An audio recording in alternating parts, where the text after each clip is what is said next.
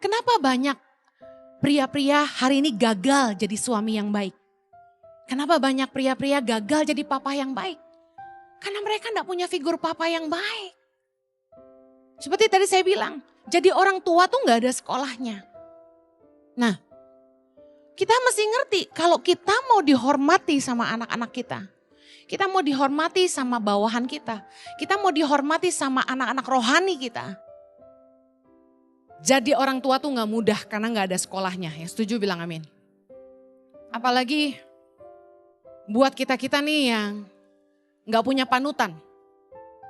Kita yang gak punya mentor yang ngebimbing kita. Sangat sulit untuk ngerti gimana sih jadi orang tua yang baik. Tapi bersyukur ada firman Tuhan yang jadi pegangan dan Tuhan itu jadi Bapa yang baik buat kita. Amin. Saya terlahir di keluarga yang tidak harmonis. Gak punya figur papa yang baik. Saya gak punya panutan dalam pernikahan orang tua maupun mertua. Ya, saya dan suami benar-benar learning by doing. Bahkan sempat di masa kami masih remaja sampai kami dewasa, sampai kami nikah, kami digembalakan oleh sepasang suami istri yang rumah tangganya gak harmonis. Ya, bahkan jadi sulit sekali untuk ngerti gimana sih jadi orang tua yang baik gitu. Saya ngerti banyak juga di antara kita mungkin ngalamin sama seperti kami gitu. Kita gak punya panutan, gimana sih jadi teladan yang baik. Saya percaya kalau Anda belum nikah hari ini, Anda yang masih jomblo, mungkin Anda yang masih pacaran ya. Pelajaran ini penting supaya hidup kita tuh bisa jadi teladan buat banyak orang. Karena banyak anak-anak muda ya, mereka itu cari figur gitu. Saya lihat anak muda tuh sebenarnya cari figur aja. Sulit menemukan figur dan mentor yang baik yang bisa nuntun kita dalam hidup kita. Dan mari kita belajar bagaimana kita bisa jadi teladan bagi semua orang supaya Tuhan dipermuliakan. Amin. Hal pertama yang Tuhan lakukan dalam hidup saya adalah memulihkan figur seorang ayah yang baik. Karena saya tidak dibesarkan dengan figur ayah yang baik, saya tidak mengerti kasih Bapa. Mazmur 27 ayat 10. Sekalipun ayahku dan ibuku meninggalkan aku, namun Tuhan menyambut aku. Ini ayat pertama yang Roh Kudus bisikkan di telinga saya. Pertama kali saya kenal Tuhan, tahun 94. Amazing bagaimana kita mesti pulih dulu. Harus ngerti bahwa kita punya Bapa di sorga yang mengasihi kita. Katakan Bapa mengasihi saya. Raja Daud punya pengalaman yang gak baik dalam parenting orang tuanya. Dia dibedakan. Papa mamanya enggak terlalu sayang dia. Orang tuanya lebih bangga sama kakak-kakaknya. Tapi Daud dipulihkan Tuhan dan dia berkata, sekalipun ayahku dan ibuku meninggalkan aku, namun Tuhan menyambut aku. Meskipun kita punya orang tua yang gak sempurna, kita bersyukur kita punya Tuhan yang jadi Bapa dalam hidup kita. Amen. Mari belajar jadi orang tua yang bisa jadi teladan. Saya akan bahas tentang keteladanan orang tua dulu. Orang tua itu dihormati karena keteladanannya. Satu kali dalam sebuah funeral, saya menghadiri sebelum pemakaman tuh ada ibadah duka ya, tutup peti. Di situ kita bisa lihat apakah seorang ayah yang meninggal dunia telah menjadi teladan atau tidak bagi anak-anaknya. Karena di hari itu anak-anaknya akan bersaksi tentang papahnya. Satu kali saya hadir di situ dan anak laki-laki ambil mic dan ngomong bagaimana papahnya adalah seorang papa yang luar biasa. Papa yang sangat sayang istri dan anak-anaknya. Papa yang kerja keras untuk mereka. Papa yang sudah prepare untuk sekolah mereka sampai kuliah. Dan di situ mereka nangis karena kehilangan papa yang begitu baik. Dan saya bersyukur sekali meskipun papahnya meninggal di usia muda, ya sekitar umur 40-an belum 50. wah itu tragis ya. Anak-anaknya masih sangat butuh dia.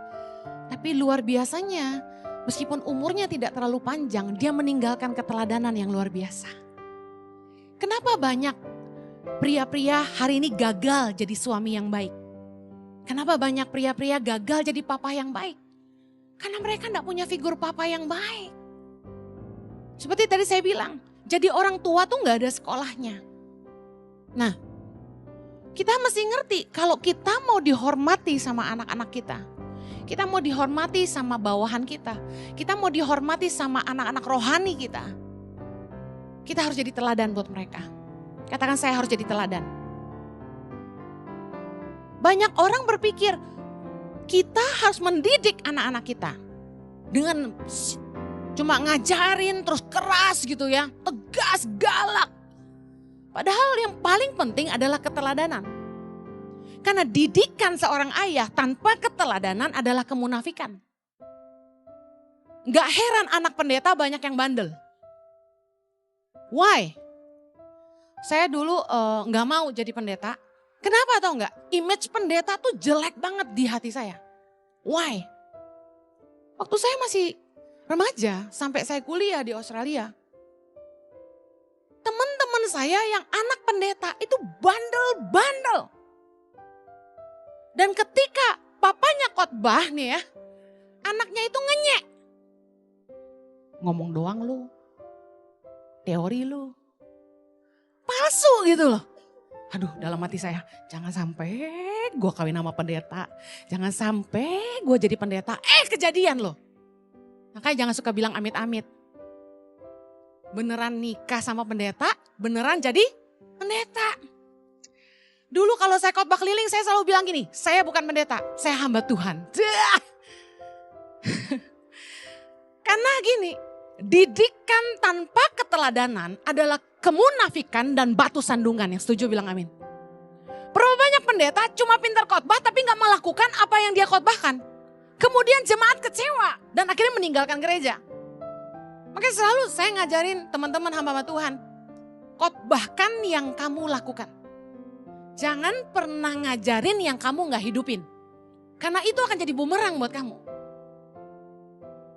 Teladan hidup seorang ayah adalah panutan bagi anak-anaknya. 1 Timotius 3 ayat yang keempat.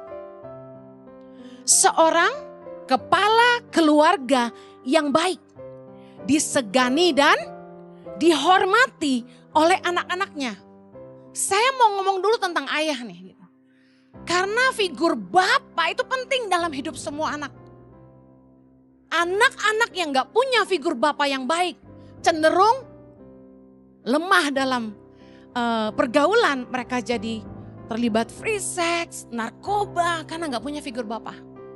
Maka Tuhan aja kita panggil bapak, bukan mama. Karena figur bapak sangat penting. Teladan hidup seorang ayah itu yang jadi panutan buat anak-anaknya. Seorang kepala keluarga yang baik. Disegani, bukan ditakuti. Dan dihormati oleh anak-anaknya. Kenapa banyak anak yang gak hormat sama papahnya? Karena papanya gak jadi teladan buat mereka. Sesederhana itu sih. Papa yang selingkuh, papa yang malas, papa yang gak mau kerja, papa yang ngomong jorok. Baru kemarin saya diceritain. Ada anak kecil itu sama pembantunya kasar banget. Kalau ngomong tuh jorok, anak kecil. Di bawah 5 tahun. Ternyata cerita punya cerita, dia niru papanya. Karena papanya suka maki-maki. Papanya kalau sama pegawai kasar. Jadi anak itu lihat orang tua. Lebih baik kita dihormati daripada kita ditakuti. Yang setuju bilang amin. Disegani itu beda. Orang segan sama kita karena gini, kamu jadi pemimpin yang jadi teladan. Kamu membuktikan apa yang kamu katakan. Kalau kamu cuma bisa perintah-perintah orang, kamu sendiri gak mau kerja, kamu gak jadi teladan gitu loh. Kita gak bisa menggurui orang tanpa jadi teladan buat mereka. Makanya istilah buat guru-guru tutwuri handayani. Harus jadi guru yang bisa diteladani.